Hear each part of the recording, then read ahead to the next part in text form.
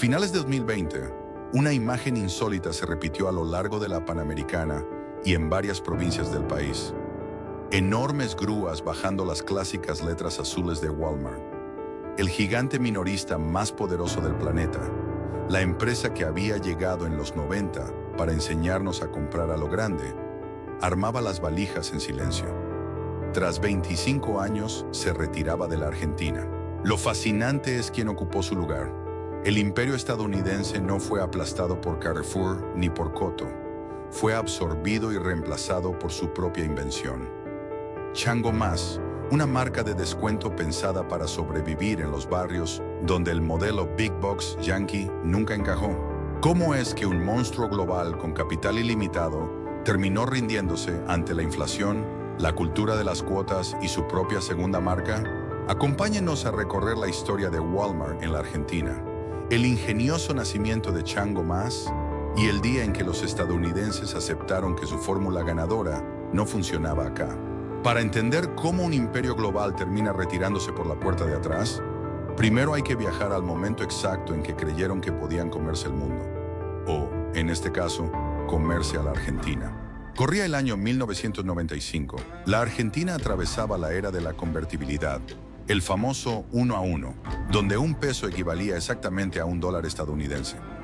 Era una época de profunda apertura económica, de importaciones irrestrictas y de una ilusión generalizada de pertenecer al primer mundo.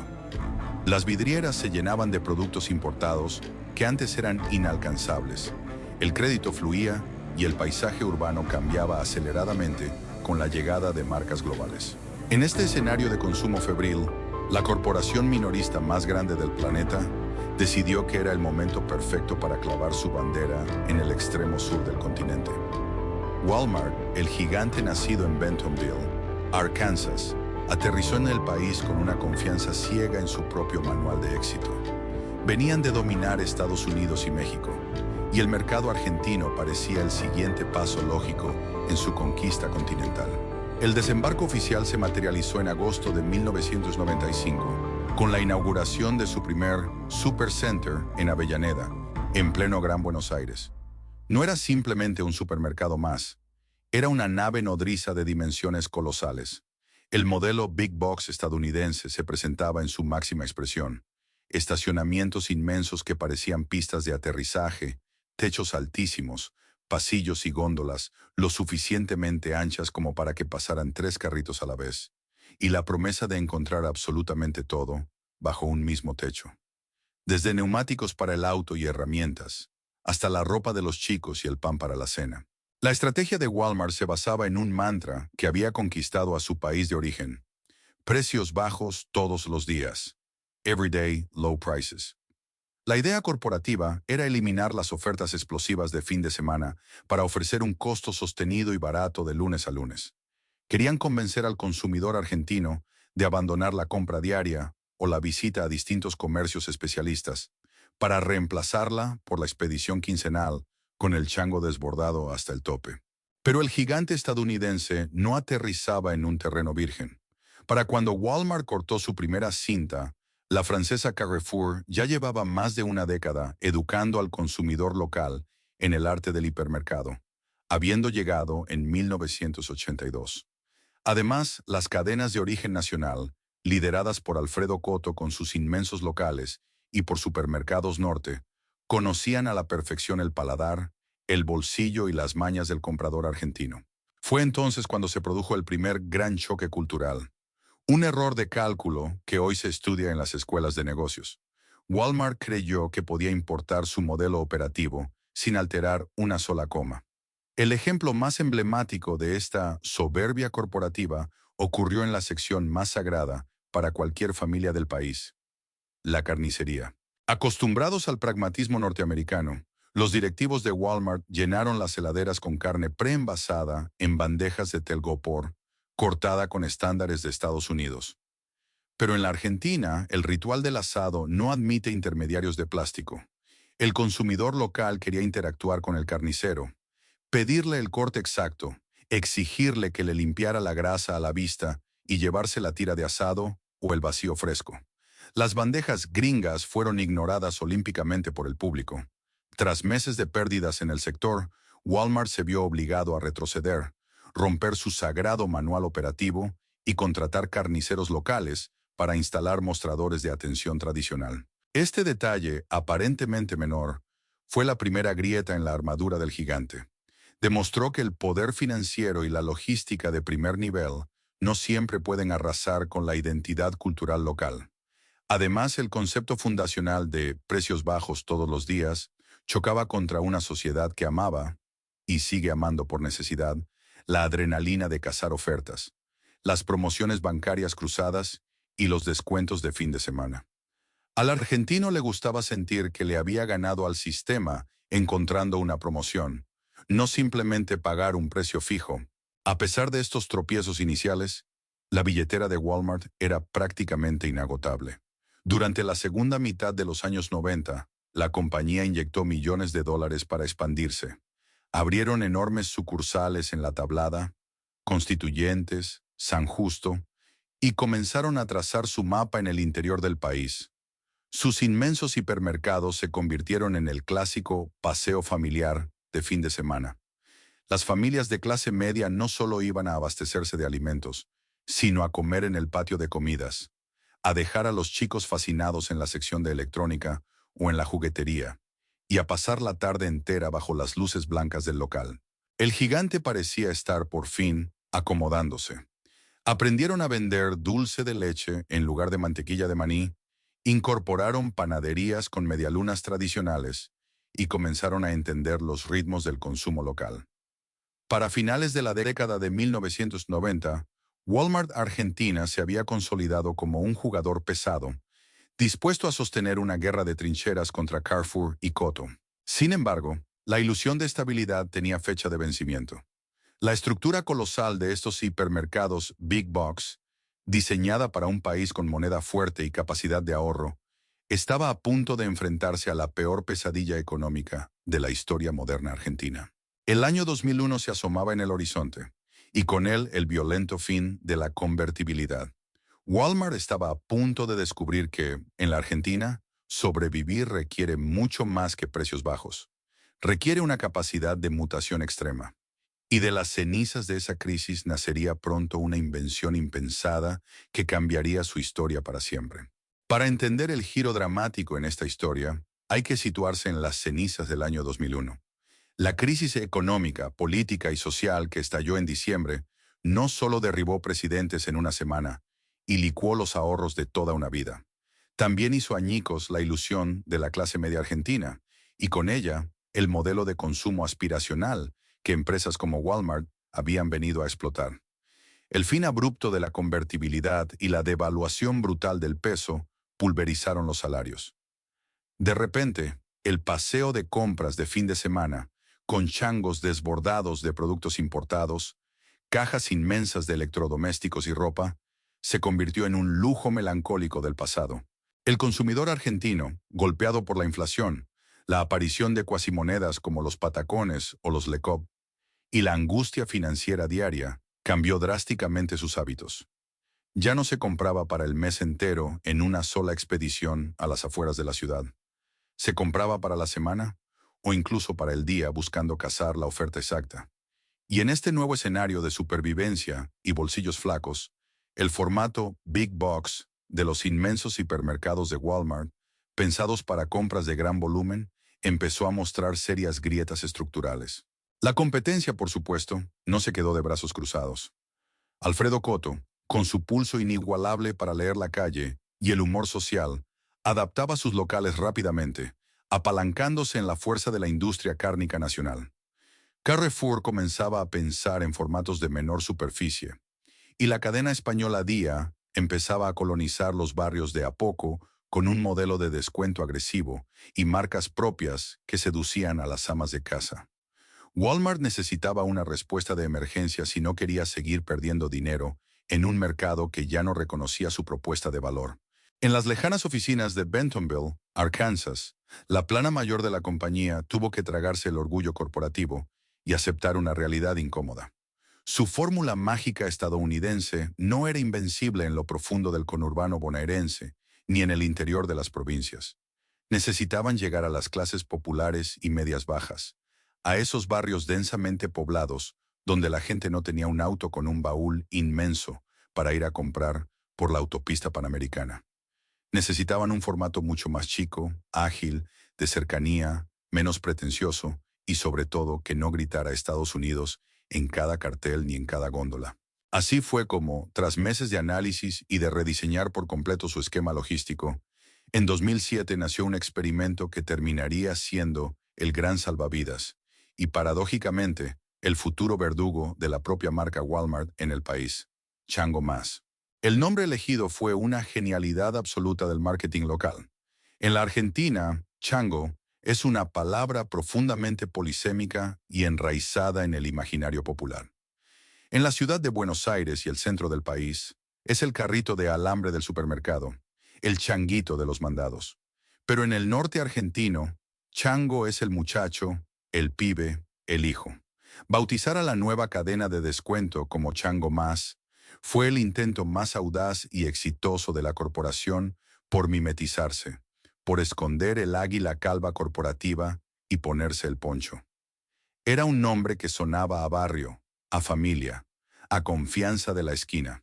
Para dejar en claro que esto no era simplemente un Walmart en miniatura, el primer local de Chango Más no se inauguró en la zona norte del Gran Buenos Aires, ni en un barrio acomodado.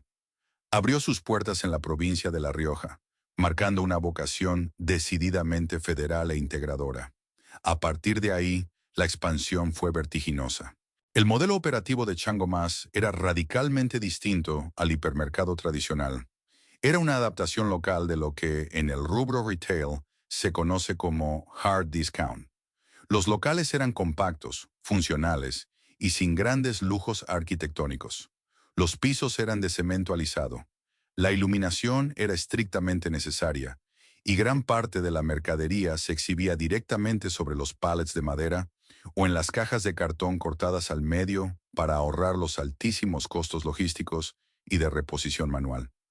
Los pasillos eran más estrechos y el surtido de productos estaba enfocado casi en un 80% en alimentos básicos, artículos de limpieza, perfumería y, de manera crucial, segundas marcas o la marca propia Great Value, que permitía mantener los tickets de compra lo más bajos posible. En estas sucursales no había mega secciones de electrónica de última generación, ni enormes sectores de indumentaria de temporada. A Chango Más se iba a pelear cada peso, a buscar el aceite, la harina, los fideos, la hierba y la carne necesaria para asegurar la mesa familiar y llegar a fin de mes. Y visualmente, la ruptura fue total. Abandonaron el clásico y frío azul institucional de Walmart y adoptaron un vibrante color naranja que transmitía energía, ofertas constantes y calor barrial. La estrategia de mimetización funcionó a la perfección. Mientras los monstruosos hipermercados de Walmart sufrían para mantener los márgenes de rentabilidad frente a la suba de costos fijos, las altísimas tarifas eléctricas y la incesante presión sindical del gremio de comercio, los locales de Chango Más empezaron a multiplicarse como un antídoto contra la crisis. Se abrieron sucursales estratégicas en Almirante Brown, Morón, González Catán, Tigre y en decenas de ciudades del interior como Formosa, Santiago del Estero y Salta, territorios donde el hipermercado clásico estadounidense jamás hubiera recuperado su inversión inicial. Pero aunque los números en verde de Chango Más traían un enorme alivio a los balances de la filial argentina, este éxito comercial escondía una verdad muy dura para el ego corporativo extranjero. Walmart estaba logrando crecer y mantenerse a flote en la Argentina, sí, pero lo estaba haciendo a costa de renunciar a su propia identidad matriz. Chango Más era rentable y exitoso, precisamente porque no se comportaba, ni se veía, ni se sentía como un Walmart. Sin saberlo, en aquel lejano 2007, la corporación había engendrado a la criatura perfecta que exterminaría devorándola por completo 13 años después. El gigante azul comenzaba a ceder terreno, peso específico y sentido de pertenencia ante su propio hijo naranja. Y mientras Chango Más se hacía fuerte en las calles de asfalto gastado de los barrios, en los inmensos y cada vez más silenciosos pasillos de los hipermercados originales, empezaba a gestarse la tormenta perfecta. La economía argentina estaba a punto de entrar en una nueva y desgastante fase de turbulencia. una espiral de inflación indomable y regulaciones que empujaría a la corporación estadounidense y a todo el sistema minorista al límite de su resistencia. Mientras el experimento de Chango Mas demostraba ser un salvavidas brillante y silencioso en los barrios más populares y en el interior del país, las naves nodrizas de la corporación, los gigantescos hipermercados Walmart de techos infinitos y pasillos inmensos, empezaban a hundirse lentamente. Corría el final de la década de los 2000 y principios de los 2010, y el escenario del retail en la Argentina se había transformado en un verdadero campo de batalla. La guerra ya no se ganaba con manuales corporativos traídos de Bentonville. Se peleaba cuerpo a cuerpo, centavo a centavo, en las góndolas. El problema central para los grandes hipermercados de la marca estadounidense era que el país había cambiado, y con él la forma en que los argentinos consumían. La inflación, ese fantasma histórico de la economía nacional, volvía a despertar de su letargo. Cuando los precios cambian todos los meses, e incluso todas las semanas, el concepto de precios bajos todos los días pierde por completo su sentido. El consumidor local necesitaba certezas inmediatas, promociones agresivas y descuentos bancarios que le permitieran ganarle al menos unos días a la pérdida del poder adquisitivo. Además, se produjo un cambio tectónico en la geografía urbana de las compras, la explosión de la proximidad. Los argentinos, con los bolsillos cada vez más ajustados y los costos de transporte en alza, dejaron de hacer la peregrinación quincenal en auto hacia las afueras de la ciudad para llenar el baúl. En su lugar, el consumo se fragmentó. Fue en este momento cuando los autoservicios de dueños asiáticos, popularmente conocidos como supermercados chinos, colonizaron cada barrio de la ciudad de Buenos Aires y el conurbano. Ofrecían cercanía extrema, la posibilidad de comprar solo lo necesario para la cena de esa noche, y en muchos casos, fiado o precios competitivos en bebidas y básicos. Y, frente a esta amenaza barrial, los grandes rivales de Walmart no se quedaron de brazos cruzados. Carrefour, el gigante francés que conocía la idiosincrasia argentina desde 1982, reaccionó con una agilidad sorprendente. Entendieron que el hipermercado clásico estaba perdiendo tráfico y lanzaron su formato Carrefour Express, abriendo pequeños locales en casi cada cuadra comercial de la capital federal y los grandes centros urbanos. Carrefour fue a buscar al cliente a la puerta de su casa o a la salida del subte. Por otro lado, irrumpía con una fuerza devastadora la cadena española Día Ciento. Con un modelo de hard discount puro, locales espartanos y una apuesta fortísima por sus productos de marca propia, Día se convirtió en el paraíso de la clase trabajadora y la clase media empobrecida. La gente hacía filas para aprovechar las promociones de su tarjeta de fidelidad, comprando papas fritas en tubo, cervezas y productos de limpieza a precios que Walmart simplemente no podía igualar en sus grandes superficies sin destruir su estructura de costos. Y en el medio de esta tormenta estaba el enemigo más temible y que mejor conocía el ADN local: Alfredo Coto. Supermercados. Coto no solo era una cadena, era una institución argentina. Coto entendía como nadie la cultura de la carne, el atractivo irresistible de las promociones de lleva 3, paga 2 y el salvavidas financiero que significaban las compras en cuotas sin interés.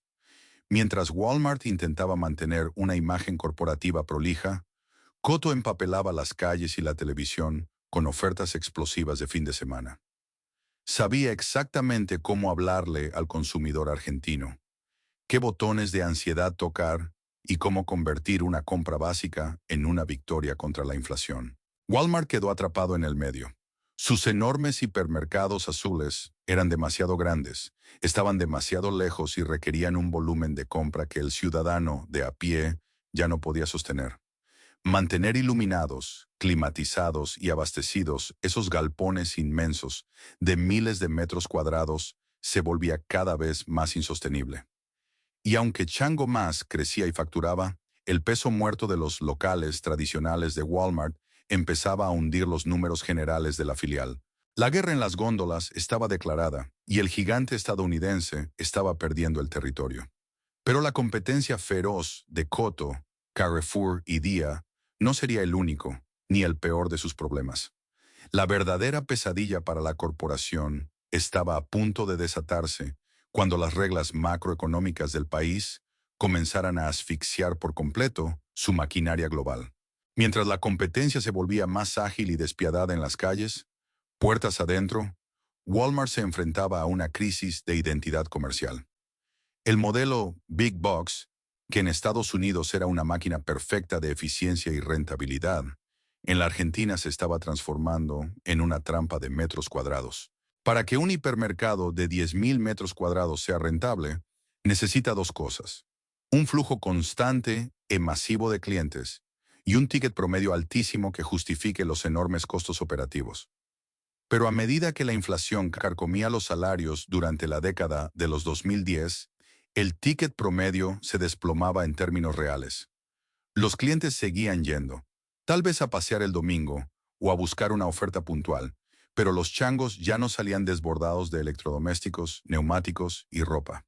Salían con lo básico, y vender solo fideos, arroz y puré de tomate no alcanza para pagar la inmensa factura de luz de un galpón gigante, el aire acondicionado central y los sueldos de cientos de empleados por sucursal. Además, Walmart tuvo que rendirse ante la gran adicción financiera del consumidor argentino: las cuotas sin interés. En su país de origen, la corporación ganaba dinero vendiendo volumen a bajo margen. En la Argentina, tuvieron que entrar en el caótico juego de las promociones bancarias, los descuentos del 15 o 20% con determinadas tarjetas de crédito los fines de semana y los planes de pago en 12 o 18 cuotas para la línea blanca y la electrónica. Este ecosistema financiero era un dolor de cabeza para los contadores en Bentonville. Entregar un televisor hoy y cobrarlo en 12 cuotas fijas en un país con una inflación que empezaba a galopar hacia el 30 o 40% anual significaba que la ganancia se licuaba en el tiempo. Pero si Walmart no ofrecía cuotas, empresas como Frávega, Garbarino o el propio Coto se quedaban con la venta. El gigante azul estaba obligado a jugar un juego en el que la banca local dictaba las reglas, reduciendo drásticamente sus históricos márgenes de rentabilidad. La cadena de suministro, orgullo global de la compañía, también colisionaba contra la realidad geográfica y económica del país. El sistema logístico de Walmart está diseñado para la previsibilidad absoluta. Saber exactamente a qué hora llega un camión, cuánto cuesta el combustible y a qué precio se venderá el producto semanas después. La Argentina no ofrece ninguna de esas garantías. Los precios de los proveedores cambiaban mientras la mercadería viajaba por la ruta. La falta de infraestructura vial encarecía enormemente el traslado de productos desde los centros de distribución en Buenos Aires hacia los hipermercados del interior, como los de Mendoza, Neuquén o Tucumán. Se generó así una paradoja insólita dentro de la misma compañía. Por un lado, la división de hipermercados Walmart, los mastodontes azules, perdía dinero o apenas lograba empatar, arrastrando una estructura pesada, anticuada para el nuevo hábito de consumo y con un nivel de ausentismo y conflictividad laboral creciente. Por otro lado, la división Chango Más, los locales naranjas de cercanía, funcionaba a la perfección.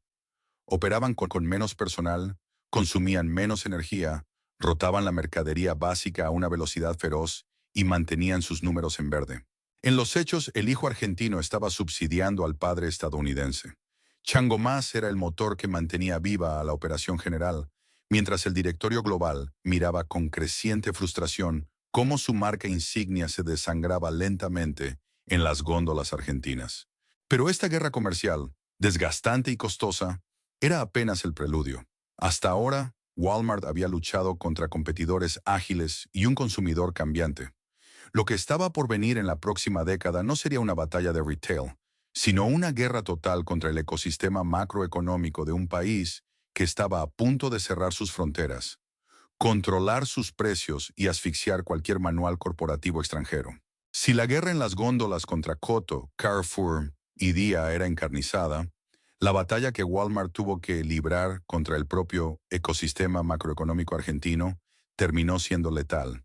Entramos en la década de los 2010, un periodo donde la economía del país dejó atrás los años de recuperación post-2001 para adentrarse en una espiral de estancamiento. Regulaciones asfixiantes y una inflación que, Lentamente primero y a paso redoblado después, comenzó a devorarlo todo. Para dimensionar el choque cultural e institucional, hay que ponerse en los zapatos de un gerente de sucursal de Walmart en el conurbano bonaerense, o en la mesa del directorio en Buenos Aires, intentando explicarle la realidad argentina a los ejecutivos de Bentonville, Arkansas. En Estados Unidos, el éxito del retail se basa en la previsibilidad. Los costos son estables. La logística fluye como un reloj suizo y el margen de ganancia, aunque milimétrico, está garantizado por el inmenso volumen de ventas. Pero en la Argentina, administrar un hipermercado se convirtió en un ejercicio extremo de supervivencia diaria. El primer gran enemigo invisible fue la remarcación de precios. La inflación constante destruyó por completo el lema fundacional de la empresa: precios bajos todos los días. ¿Cómo se puede prometer un precio estable cuando los proveedores entregan listas con aumentos cada 15 días y luego cada semana? En los inmensos pasillos del hipermercado, una de las tareas que más horas hombre consumía dejó de ser la atención al cliente para pasar a ser el cambio constante de las etiquetas en las góndolas. Para el consumidor, la experiencia de compra se volvió tensa. Se perdió la noción de los precios de referencia. Un chango lleno podía costar una cifra a principios de mes y un 20% más al mes siguiente. Las cajeras, vestidas con sus clásicos chalecos azules, a menudo se convertían en el parachoques emocional de clientes frustrados que dejaban la mitad de la compra en la línea de cajas al ver el total en la pantalla. Pero la inflación no vino sola. Con ella llegó la intervención estatal directa en los supermercados. Para intentar frenar la escalada de precios, el gobierno argentino profundizó los programas de control, siendo el más emblemático Precios Cuidados. Este sistema obligaba a las grandes cadenas a ofrecer una canasta de productos básicos a precios congelados o acordados con el Estado. Para una corporación como Walmart, acostumbrada al libre mercado absoluto, sentarse a negociar mes a mes con la Secretaría de Comercio Interior era un idioma alienígena. La implementación de estos programas generó un fenómeno visual desolador en el interior de los locales: los faltantes. Como los productos de precios cuidados eran artificialmente más baratos, los clientes los vaciaban en las primeras horas de la mañana. Esto dejaba agujeros enormes en las góndolas, un pecado capital en el manual del buen retail. Walmart tenía que lidiar con inspectores del gobierno recorriendo sus pasillos para multarlos si faltaba el aceite subsidiado, mientras al mismo tiempo los proveedores retaseaban la entrega de esa misma mercadería porque no les resultaba rentable producirla. La imagen de abundancia infinita que el Big Box estadounidense prometía en los 90 se transformaba en pasillos con espacios vacíos y carteles que limitaban la compra a 2 unidades por grupo familiar. Al laberinto de los precios se sumó la traba a las importaciones. El modelo original de Walmart se apoyaba fuertemente en su red global para traer productos importados de bajo costo, desde textiles de Asia hasta tecnología y bazar. Pero con la imposición del cepo cambiario y las declaraciones juradas anticipadas de importación DJAI, los contenedores de Walmart quedaban varados en la aduana. El sector de bazar y electrónica de los grandes hipermercados, que solía ser un imán de altísima rentabilidad, comenzó a perder brillo y variedad. Y luego estaba el factor laboral, quizás el más difícil de digerir para la corporación estadounidense. Walmart, históricamente conocida en todo el mundo por su política antisindical y su resistencia a la sindicalización de sus empleados, chocó de frente contra una de las estructuras gremiales más poderosas de América Latina. El Sindicato de Empleados de Comercio, liderado por Armando Cavalieri, y de forma indirecta, el todopoderoso Sindicato de Camioneros de la familia Moyano, que controlaba la logística y los centros de distribución. En la Argentina, los salarios, los bonos de fin de año, las compensaciones por despidos y las condiciones de trabajo no se dictan por políticas corporativas, sino por tensas paritarias, negociaciones colectivas. Mantener operativos los monstruosos hipermercados requería plantillas de cientos de empleados por sucursal. Los costos laborales fijos, medidos en pesos, se disparaban año tras año al ritmo de la inflación y la presión gremial. Cualquier intento de reestructuración o recorte de personal se topaba con asambleas permanentes, bloqueos en los inmensos portones de carga y carritos cruzados en la puerta de los locales. El conflicto sindical constante desgastaba a la gerencia local y espantaba a los auditores externos. Todo este desgaste operativo se traducía en un reporte financiero que, visto desde Estados Unidos, no tenía ningún sentido. Walmart Argentina facturaba miles de millones de pesos. Los locales vendían.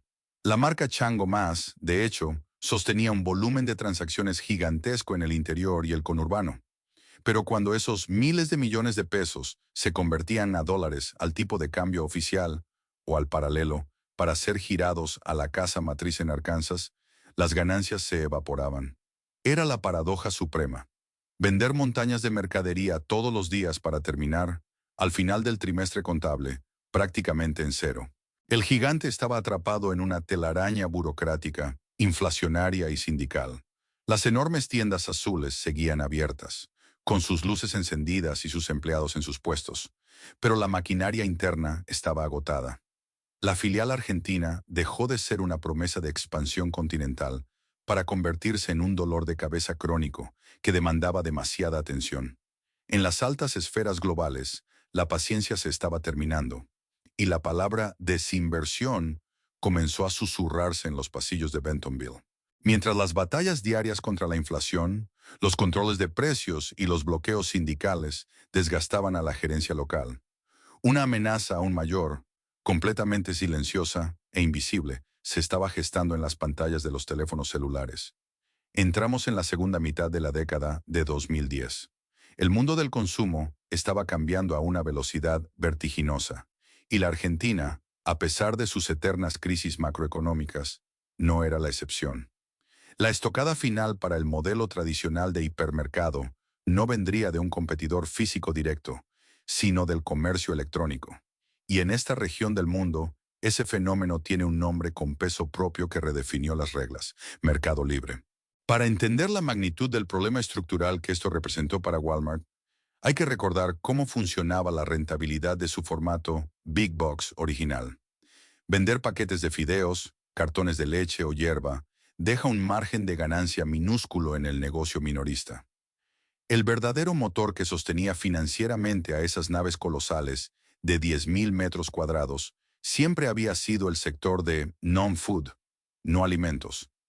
La línea blanca, la electrónica, los neumáticos, el bazar, el mobiliario y la indumentaria. Eran los televisores gigantes, las heladeras y los pequeños electrodomésticos en cuotas los que terminaban pagando la inmensa factura de luz y los cientos de sueldos de cada sucursal. Pero la irrupción masiva de Mercado Libre y el crecimiento de las plataformas digitales cambiaron la ecuación para siempre. El consumidor argentino, empujado por la comodidad, la infinita variedad y, sobre todo, la agresiva oferta de financiación online, dejó de ir físicamente al hipermercado para comprar tecnología. ¿Para qué gastar nafta y tiempo el fin de semana recorriendo un galpón inmenso si se podía comparar precios desde el sillón del living, pagar con la billetera virtual y recibir el producto en la puerta de casa al día siguiente? Como consecuencia, las áreas de electrónica y artículos para el hogar de los grandes locales de Walmart comenzaron a languidecer. Los pasillos que alguna vez deslumbraron a las familias de los años 90, con importaciones novedosas y paredes enteras repletas de equipos de música, ahora se veían cada vez más apagados. La oferta tecnológica se redujo drásticamente. Walmart Corporativo ya no estaba dispuesto a arriesgar capital inmovilizado en un país donde, además, las trabas aduaneras impedían ingresar mercadería importada a tiempo. Para llenar el vacío visual en esos sectores inmensos y disimular la retirada silenciosa, los gerentes locales empezaron a usar el viejo truco de supervivencia del retail: expandir las caras de los productos básicos. Donde antes había computadoras y celulares de última generación, ahora se apilaban montañas de papel higiénico, cajas plásticas organizadoras o rollos de cocina, ocupando metros y metros de góndolas para que el local no pareciera abandonado. El clásico paseo familiar del domingo por la tarde, aquel rito urbano argentino de ir a recorrer las góndolas y comer en el patio de comidas bajo el logo azul, comenzó a perder su magia. Las nuevas generaciones ya no veían ningún atractivo en empujar un chango gigante por pasillos interminables de techos altos. Este cambio de paradigma golpeó de lleno en la línea de flotación de la filial. Mientras Chango Más, con su formato compacto de barrio y centrado exclusivamente en la comida básica, seguía resistiendo porque no dependía de la venta de televisores para sobrevivir, las enormes sucursales de la marca insignia Walmart se habían convertido en elefantes blancos. Eran estructuras demasiado grandes, demasiado frías y excesivamente costosas para vender únicamente alimentos de bajo margen en una economía recesiva. El deterioro físico de estos hipermercados se volvió perceptible para el cliente habitual. El mantenimiento comenzó a fallar. El aire acondicionado ya no enfriaba como antes en los veranos agobiantes de Buenos Aires. Los changuitos chirriaban por falta de renovación, y la estricta reducción de personal se notaba en las largas y tediosas filas frente a las pocas líneas de cajas abiertas. No era que Walmart Argentina hubiera quebrado. Sus ingresos en pesos seguían siendo nominalmente gigantescos. El problema era mucho más profundo. El modelo fundacional de 1995 había dejado de tener sentido comercial en el nuevo mundo digital y en la dura realidad argentina. Mientras tanto, a miles de kilómetros de distancia, en la fría y calculadora sede mundial de Bentonville, Arkansas, los ejecutivos del directorio global miraban los balances sudamericanos con una mezcla de agotamiento y frío pragmatismo. La Argentina se había vuelto un mercado demasiado complejo, y lo que es peor para una multinacional, se había vuelto irrelevante. En esos despachos estaba a punto de tomarse una decisión corporativa brutal que sellaría el destino de la empresa en el país. En los silenciosos y alfombrados despachos de Bentonville, Arkansas, a miles de kilómetros del bullicio de la avenida General Paz y de los piquetes en los portones logísticos del conurbano, la paciencia corporativa había llegado a su límite. Para entender por qué Walmart decidió finalmente soltarle la mano a la Argentina, hay que mirar el tablero mundial. A finales de la década de 2010, Walmart Inc. enfrentaba la amenaza más existencial de su historia en su propio territorio: Amazon. La guerra por el dominio del comercio electrónico en Estados Unidos exigía miles de millones de dólares en inversiones para logística, tecnología y adquisiciones, como la compra de Flipkart en India. Frente a esta colosal batalla global, el directorio liderado por el CEO Doug McMillon adoptó una regla de hierro, fría y pragmática, para sus operaciones internacionales. Si no podemos ser el jugador número 1 o el número 2 en un país, y si el mercado no ofrece un crecimiento previsible, nos retiramos. Bajo esa lupa implacable, el mapa de América Latina se tiñó de rojo. En 2018, Walmart ya había tirado la toalla en Brasil, un mercado gigante pero inmensamente complejo, vendiendo el 80% de sus operaciones al fondo de inversión Advent International. También estaban desarmando su histórica posición en el Reino Unido, con la cadena Asda, e incluso en Japón. Era una retirada táctica a nivel global para concentrar fuerzas. La filial argentina, que llevaba años estancada en el tercer o cuarto lugar del mercado local, siempre detrás de los franceses de Carrefour y del indomable Alfredo Coto, era lógicamente la próxima ficha de dominó destinada a caer. La pandemia de COVID-19 en 2020 fue el golpe de gracia. Aunque los supermercados fueron declarados servicios esenciales y las ventas de alimentos básicos se dispararon durante la estricta cuarentena argentina, los costos operativos también explotaron. Walmart tuvo que lidiar con licencias médicas masivas, protocolos de bioseguridad carísimos, problemas logísticos severos y, lo más letal de todo, un congelamiento de precios dictaminado por el gobierno mediante el programa Precios Máximos.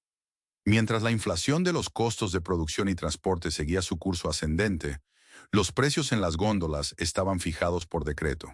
El negocio, medido en dólares para la matriz, simplemente dejó de tener sentido económico.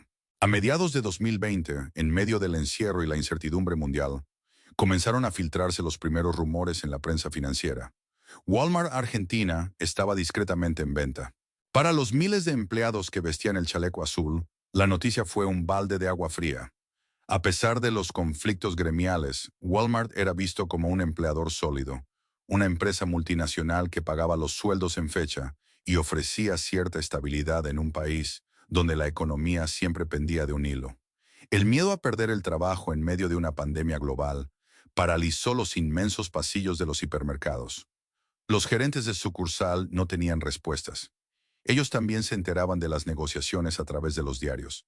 Pero vender una operación de ese tamaño en la Argentina de 2020 no era una tarea sencilla. ¿Qué inversor extranjero querría comprar una red de 92 sucursales, más de 9.000 empleados y una infraestructura colosal en un país con cepo cambiario, prohibición de despidos, doble indemnización e inflación galopante? Los grandes fondos de inversión internacionales miraron los números y pasaron de largo. Ningún otro gigante global del retail estaba dispuesto a aterrizar en Buenos Aires. Para Bentonville, la prioridad ya no era recuperar la enorme inversión realizada durante 25 años. La prioridad absoluta era salir, cortar la hemorragia contable y borrar el riesgo argentino de su portafolio global, aunque eso significara vender a precio de remate. El comprador no vendría de Estados Unidos, ni de Europa, ni de un gigantesco fondo de Wall Street. El único capaz de asumir semejante riesgo tenía que ser alguien que conociera las entrañas del consumo popular argentino, que entendiera cómo negociar con los sindicatos y que supiera cómo surfear las crisis crónicas del país. El destino del gigante azul quedaría en manos de un viejo zorro del retail local, alguien dispuesto a ejecutar la maniobra más audaz de la década: borrar el nombre de Walmart y coronar al hijo pródigo, Chango Mas, como el nuevo rey del imperio. El reloj corría y el hermetismo era absoluto. Hacia finales del año 2020, en plena incertidumbre global por la pandemia, los rumores que circulaban en los pasillos de las 92 sucursales de Walmart en la Argentina dejaron de ser un simple murmullo para convertirse en un secreto a voces. Los norteamericanos se iban. La decisión estaba tomada en Bentonville, pero faltaba lo más difícil: encontrar a alguien dispuesto a comprar un elefante azul en un país con la economía en terapia intensiva. Vender una operación minorista masiva en la Argentina de 2020 no era como vender una empresa en Europa o en Estados Unidos. El comprador no solo adquiría hipermercados, centros de distribución y un ejército de más de 9.000 empleados, también heredaba el complejo ecosistema de las paritarias con el sindicato de comercio, los controles de precios máximos del gobierno, el cepo al dólar y una inflación que destrozaba cualquier proyección a largo plazo. Los grandes fondos de inversión internacionales y otras cadenas multinacionales miraron los números, agradecieron el café y se retiraron de las negociaciones. Nadie de afuera quería entrar a la Argentina en ese momento. Fue entonces cuando apareció en escena un actor que conocía perfectamente el barro del retail nacional: el Grupo de Narváez, liderado por el empresario y expolítico Francisco de Narváez. Para el consumidor argentino con memoria, el apellido de Narváez no era uno más. Su familia había sido la fundadora y dueña de la histórica cadena Casa Tía, un ícono del supermercadismo y las tiendas de variedades en la Argentina, que había sido vendida a finales de los 90. Francisco de Narváez conocía el negocio, entendía la idiosincrasia del consumidor de los barrios populares y, lo más importante, sabía cómo navegar en las turbulentas aguas de la economía y el sindicalismo argentino. Además, su grupo ya operaba cadenas exitosas como Tata en Uruguay y Tía en Ecuador. El 6 de noviembre de 2020, el comunicado oficial sacudió al mercado y a las redacciones de economía. Walmart Inc. anunciaba la venta del 100% de su filial argentina al Grupo de Narváez. El monto de la transacción nunca se hizo público de manera oficial, pero los analistas financieros de Wall Street coincidían en que fue una venta a precio de salida. Para la corporación estadounidense, no se trataba de hacer un gran negocio financiero, sino de cortar la hemorragia, asumir la pérdida, un impacto de unos $1.000 millones en sus balances globales tras impuestos, y limpiar su portafolio de mercados riesgosos. Pero más allá de los fríos números corporativos, la noticia desató un sismo emocional y laboral, puertas adentro. Para los más de 9.000 chalecos azules, como se conocía popularmente a los empleados de la cadena, el anuncio fue un balde de agua fría. En la Argentina, pertenecer a una corporación multinacional del tamaño de Walmart siempre había brindado una sensación de estabilidad irreal frente al caos del país. Ahora, de un día para el otro, el paraguas protector del águila calva estadounidense desaparecía. El miedo se apoderó de las líneas de cajas, de los repositores y del personal de maestranza. ¿Qué iba a pasar con la antigüedad? ¿Habría despidos masivos? ¿Se respetarían los convenios colectivos? La tensión escaló rápidamente. El sindicato de camioneros de la familia Moyano, que operaba en el inmenso centro de distribución de Moreno, bloqueó de inmediato la salida de camiones exigiendo que la empresa despidiera a todos los trabajadores, les pagara la indemnización completa y los volviera a contratar bajo el nuevo dueño. Una exigencia que paralizó la cadena de suministro y dejó las góndolas vacías en pleno proceso de transición. Fueron días de enorme angustia para los trabajadores de base, que veían cómo su futuro se negociaba en reuniones a puertas cerradas en el Ministerio de Trabajo. Mientras tanto, el éxodo corporativo se llevaba a cabo en un silencio sepulcral. Los ejecutivos expatriados armaron sus valijas. Los manuales operativos de Bentonville dejaron de ser la Biblia de la compañía. Walmart, el coloso invencible que había aterrizado en 1995 con la soberbia de querer enseñarle a comprar a los argentinos, se retiraba 25 años después por la puerta de atrás. No hubo grandes ceremonias de despedida, ni discursos heroicos. Simplemente, los correos electrónicos corporativos dejaron de terminar en ewalmart.com y el hilo umbilical con Estados Unidos se cortó para siempre. La retirada de Walmart fue, en el fondo, el símbolo del fracaso de un modelo. Era la claudicación de la globalización estandarizada frente a la implacable y caótica realidad sudamericana. El gigante azul no fue derrotado por no saber vender. Fue derrotado por no poder doblegar a un país que opera con reglas económicas que desafían toda lógica capitalista tradicional. El grupo de Narváez había tomado el control de los fierros, los galpones y los empleados. Pero el acuerdo de venta tenía una cláusula de hierro que desataría el próximo gran capítulo de esta historia. Los nuevos dueños tenían un tiempo límite de unos pocos meses para dejar de usar la marca, la imagen y el logo de Walmart. El nombre estadounidense debía desaparecer por completo del territorio argentino. El desafío era titánico. ¿Cómo se rebautiza a la cadena de hipermercados más famosa del planeta sin perder a sus millones de clientes? La respuesta no vendría de un costoso estudio de marketing en Nueva York, sino de los propios barrios argentinos. La salvación del nuevo imperio ya estaba escrita en letras naranjas, y tenía un nombre bien criollo: Chango Más. El día después de la venta, la realidad golpeó con fuerza en cada una de las 92 sucursales del país. El grupo de Narváez había comprado los edificios, la mercadería, los centros de distribución y había absorbido a los miles de empleados. Pero el acuerdo de Bentonville incluía una cláusula de hierro, innegociable y con el reloj en marcha. El nombre Walmart, su icónica estrella amarilla, la tipografía y el clásico color azul corporativo debían desaparecer por completo de la Argentina en un plazo perentorio de meses. Comenzó entonces uno de los operativos de rebranding, cambio de marca, más gigantescos, costosos y simbólicos en la historia del retail latinoamericano. No se trataba simplemente de cambiar un logo en una página web. Había que borrar la huella física de un imperio que llevaba 25 años anclado en la geografía urbana del país. El proceso fue monumental y para muchos profundamente melancólico.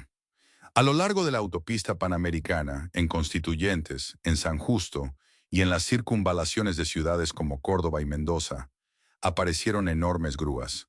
Durante semanas, los automovilistas fueron testigos de cómo los operarios desmontaban, letra por letra, los inmensos carteles azules que habían dominado el paisaje desde los años 90. El águila calva corporativa estaba siendo desplumada a la vista de todos. Puertas adentro, la transformación fue igual de drástica. Los famosos chalecos azules que vestían los repositores y las cajeras, un símbolo global de la compañía estadounidense, fueron retirados y reemplazados por nuevos uniformes. Los tickets de compra dejaron de imprimir el saludo corporativo tradicional. Las bolsas ecológicas, los carritos, las heladeras, los uniformes de la carnicería, todo tuvo que ser modificado a una velocidad frenética para cumplir con el contrato de salida.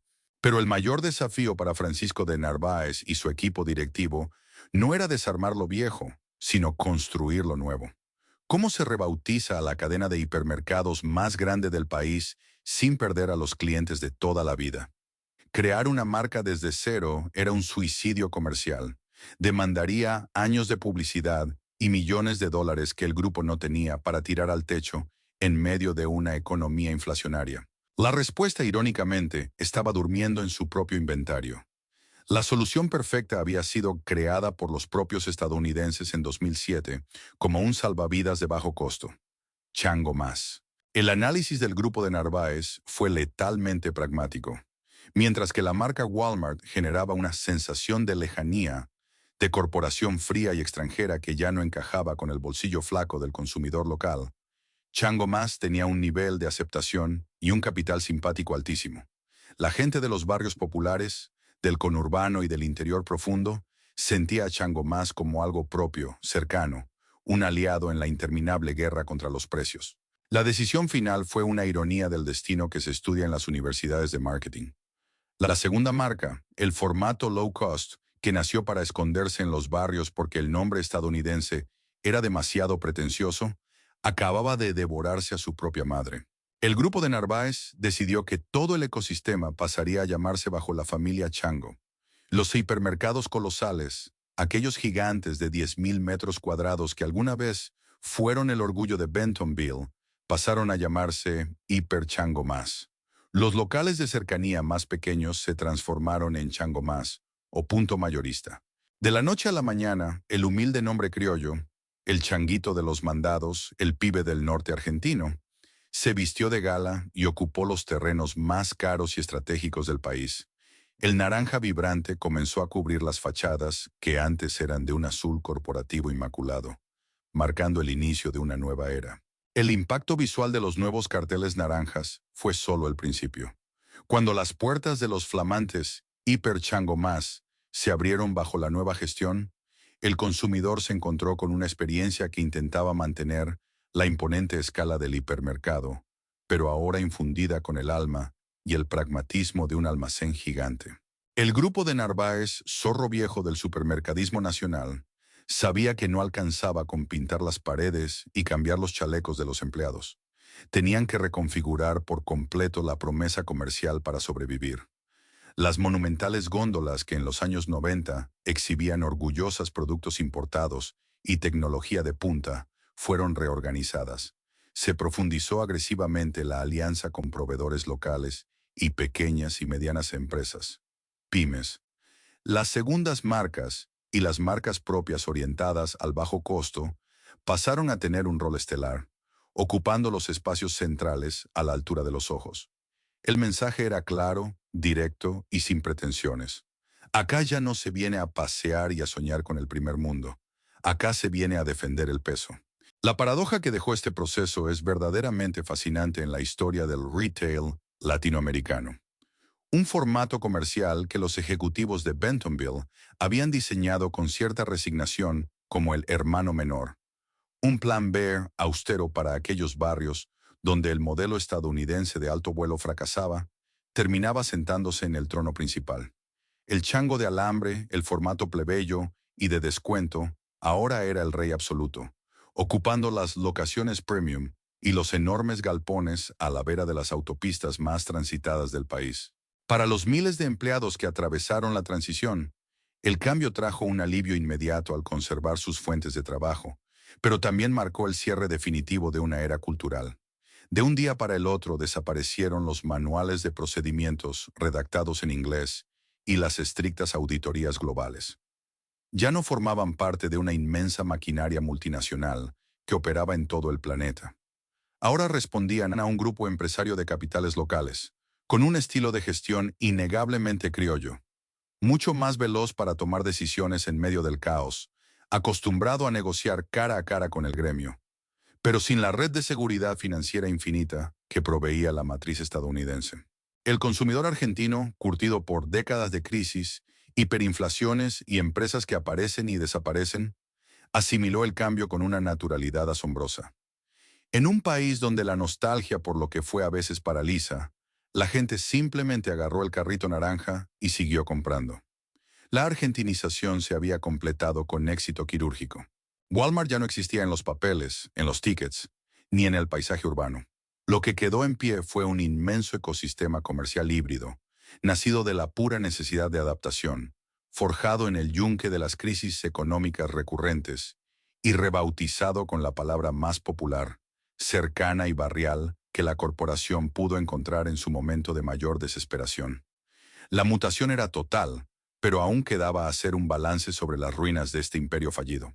Cuando el polvo finalmente se asentó, las grúas se retiraron de los inmensos estacionamientos y el último rastro de pintura azul fue cubierto por el vibrante naranja de la nueva gestión. El paisaje del supermercadismo argentino había cambiado para siempre.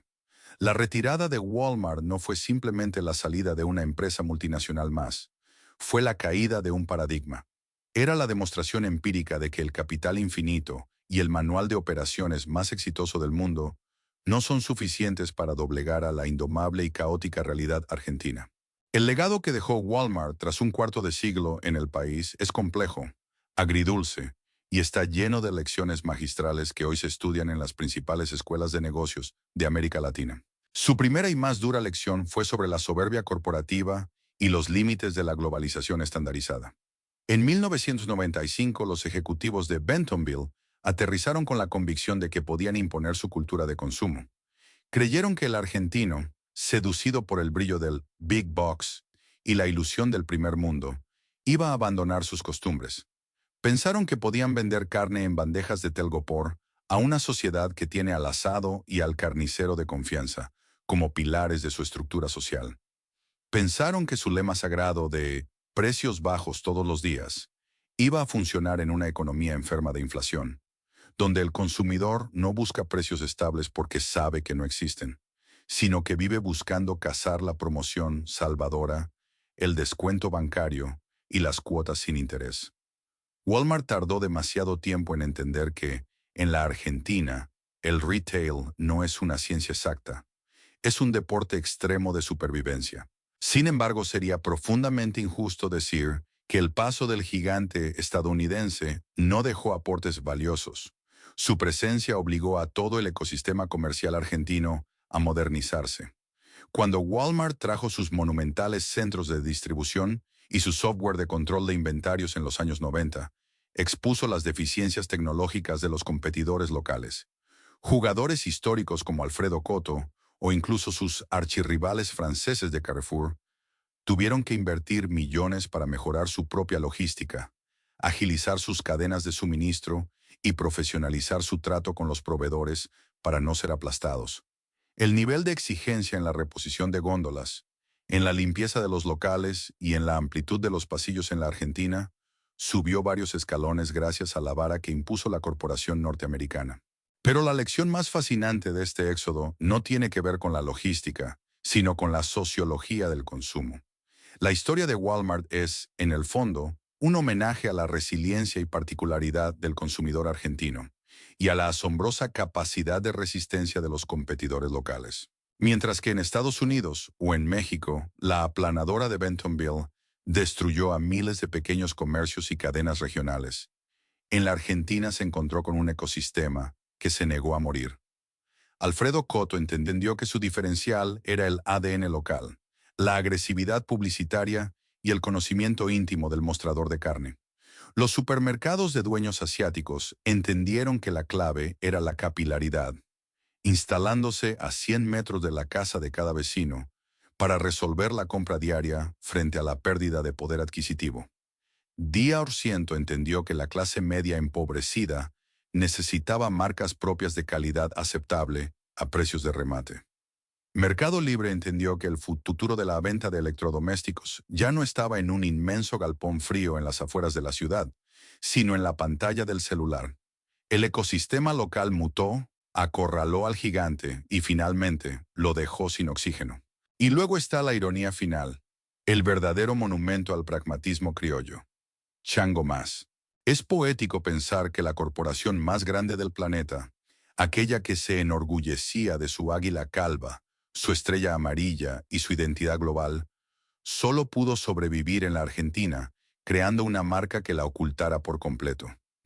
Chango Más nació en 2007 como un Plan B, una herramienta de trinchera para poder meterse en los barrios populares del conurbano y del interior profundo, lugares donde el lujo del hipermercado estadounidense generaba rechazo o simplemente no era rentable. Fue concebida como la hija menor, la marca barata, el experimento táctico. 13 años después, cuando el gigante ya no pudo soportar más la inflación, la burocracia, los bloqueos del sindicato de camioneros y los controles de precios del gobierno, fue esa misma hija menor la que terminó heredando el reino. El grupo de Narváez no tuvo que inventar nada nuevo para reemplazar a Walmart. Simplemente tomó a la criatura plebeya, al formato de descuento, y lo elevó a la categoría de hipermercado. Hoy el nombre estadounidense fue borrado por completo de los tickets, de las marquesinas y de los uniformes. En los inmensos terrenos que alguna vez fueron el símbolo supremo del sueño americano de los años 90, hoy brilla un nombre que huele a barrio, a resistencia y a economía familiar. Walmart no pudo cambiar a la Argentina. La Argentina, con sus crisis crónicas, su inflación indomable y sus códigos de calle, masticó al gigante, lo obligó a disfrazarse para sobrevivir y, finalmente, lo escupió de regreso a casa, quedándose únicamente con su versión más criolla y terrenal. La historia de Walmart en la Argentina y su inesperada transformación en Chango Más nos deja una enseñanza que va mucho más allá de los balances contables, las paritarias o la inflación.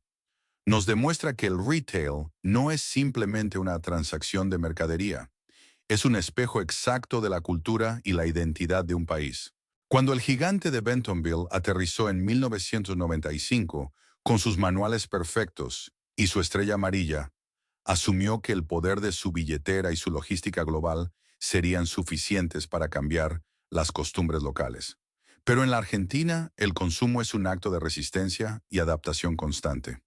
No alcanza con construir el hipermercado más grande del mundo si no entendés la charla obligada con el carnicero, la necesidad vital de la cuota sin interés, o el alivio que genera un local de barrio que te promete cuidar el mango cuando la economía aprieta. Hoy, los inmensos galpones azules sobre la Panamericana y en las afueras de las principales capitales del país siguen de pie, y sus cajeros siguen escaneando productos todos los días. Pero el nombre en la puerta es otro. Lo que verdaderamente desapareció no fue el hipermercado, sino la soberbia corporativa de creer que una fórmula extranjera podía domesticar al caos macroeconómico argentino. Chango Más, el invento humilde que nació casi como un formato de trinchera para los barrios populares, terminó siendo la única herramienta que funcionó. Es la prueba viviente de que las empresas sobreviven por su capacidad de adaptación y mueren cuando creen que su éxito pasado las protegerá del futuro. El águila calva se fue en silencio, derrotada por un ecosistema indomable, dejándole las llaves del imperio al changuito criollo. ¿Ustedes qué recuerdos tienen de aquellos inmensos Walmart de los años 90? ¿Llegaron a vivir el clásico paseo familiar del domingo en sus pasillos gigantes? ¿O son de los que hoy prefieren buscar la oferta del día en el Chango Más de su barrio? Déjenme sus anécdotas en los comentarios. Y si les apasiona descubrir las historias ocultas de nuestras marcas, de los shoppings y de cómo fue cambiando la forma en que vivimos en la Argentina, no olviden suscribirse y compartir este video. Nos vemos en el próximo documental.